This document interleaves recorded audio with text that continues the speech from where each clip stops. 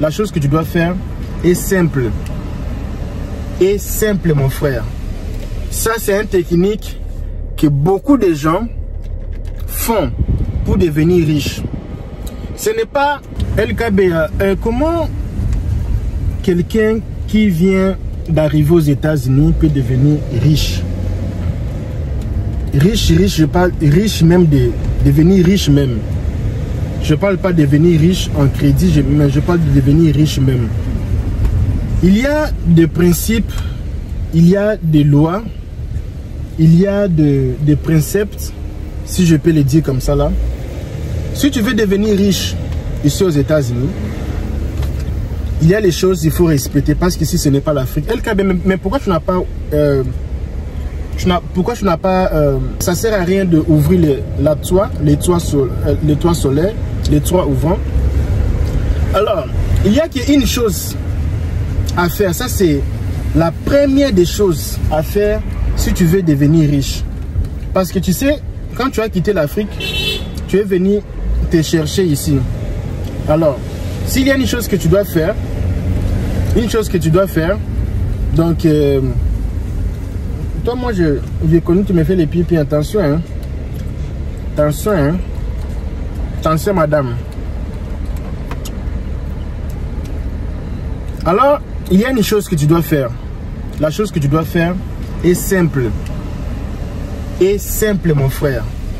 Ça, c'est une technique que beaucoup de gens font pour devenir riches. Ce n'est pas acheter une maison. Moi, je pense que acheter une maison aux États-Unis pour devenir riche, dit que la maison va valoriser, c'est une façon de devenir riche. Moi, je pense que ça, c'est vraiment c'est être inconscient. Les gens qui font ça, ils sont des inconscients. Tu n'as pas un bon boulot, tu n'as pas de business, tu n'as pas une carrière, mais tu pars acheter une maison, dire que la maison, ça, c'est l'esclavagisme, ça là.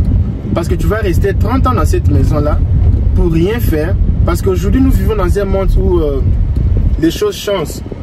Aujourd'hui, tu peux habiter ici, demain, tu peux habiter là-bas, l'autre jour, tu peux habiter là-bas, tout ça là. Alors,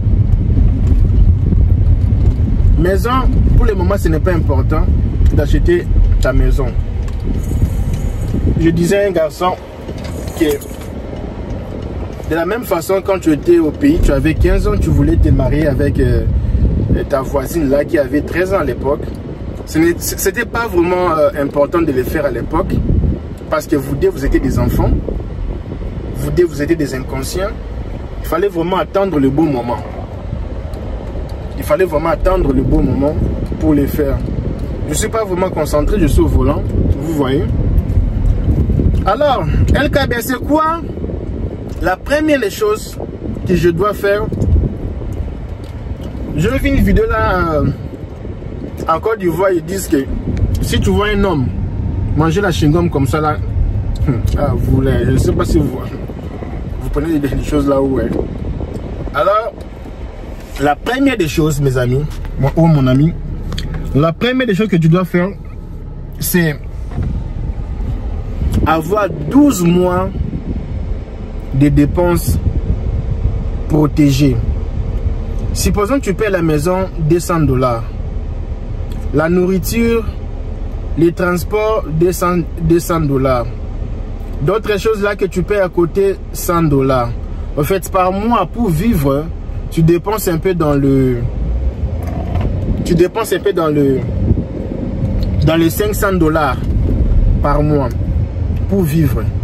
Je parle pas de l'épargne, je parle seulement pour payer tes farcis, les transports des enfants. Ouh, la police. Waouh, waouh, waouh. Ya. Gèle, la police.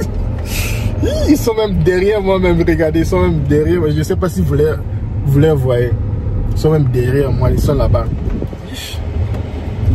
Et ils sont derrière vraiment. Bon, je vais un peu parler comme ça là. Alors, les dépenses que tu fais, il faut voir les dépenses que tu fais. C'est $500.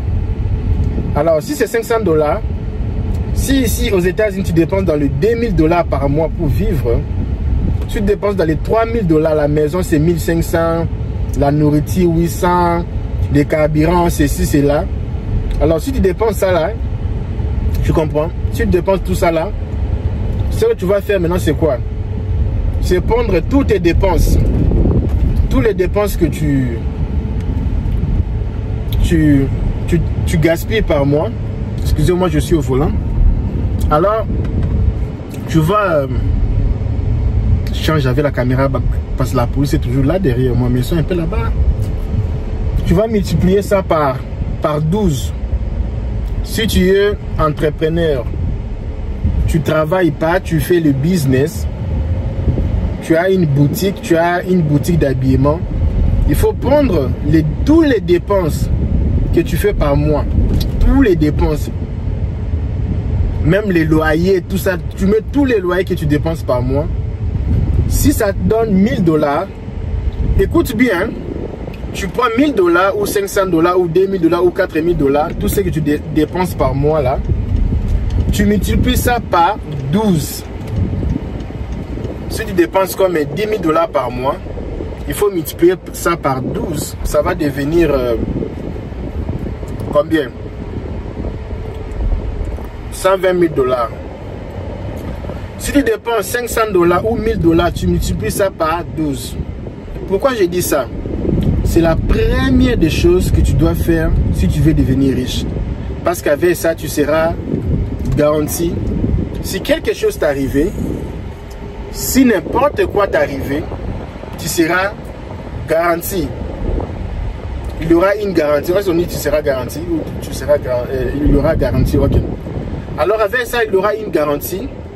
Même si tu tombes malade ou les business comme ici en septembre, il n'y a pas de clients, tu peux prendre l'argent là pour payer le farti et puis faire retourner. À la place d'aller emprunter l'argent chez les gens, tu peux emprunter l'argent chez toi-même et puis retourner. Donc si tu es salarié, tu travailles quelque part, il faut avoir 6 mois. Ça, je pense que je suis arrivé là où je suis en train de partir. Alors, si tu veux devenir riche, il faut avoir plus ou moins 6 mois de toutes les dépenses mensuelles gardées, protégées, que tu ne vas jamais dépenser. Si tu es businessman, il faut avoir 12 mois. Alors, avec ça, il y aura une garantie que si quelque chose t'est arrivé, tu vas bien t'en sortir. Alors, LKB, c'est quoi les numéros D? C'est quoi les number 2? J'ai une réunion ici maintenant. J'ai une réunion. Je pars en réunion. Donc, je ne peux pas continuer de parler comme ça là. Je vous laisse. Je vous laisse un peu. Alors, on va parler demain. Demain, je vais vous dire la deuxième chose. Si tu es intéressé que je fasse la vidéo là pour demain, la deuxième chose que tu dois faire, dis-moi LKB, je veux savoir la deuxième chose pour devenir riche. J'ai déjà compris le premier. Alors, si j'ai 10 commentaires des gens qui me demandent de faire ça là, demain je vais faire cette vidéo. Mais si je n'ai pas 10 commentaires des gens qui me demandent de le faire, je ne vais pas non plus le faire. Alors, je vous laisse ici.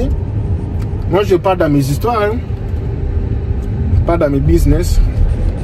On se voit demain, ok?